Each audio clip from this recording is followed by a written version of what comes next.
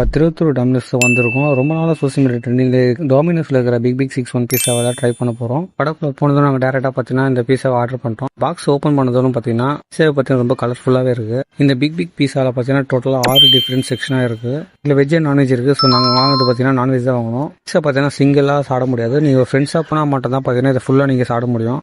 So ஒவ்வொரு பீஸ்லையும் பார்த்தீங்கன்னா different taste இருக்குது. கடிக்கும் போது பார்த்தீங்கன்னா அது ரொம்ப சாஃப்டாக சூப்பராக இருக்குது டேஸ்ட்டு. சிக்கன் பீஸ்லாம் பார்த்தீங்கன்னா மேலே நிறையவே அப்ளை பண்ணியிருந்தாங்க.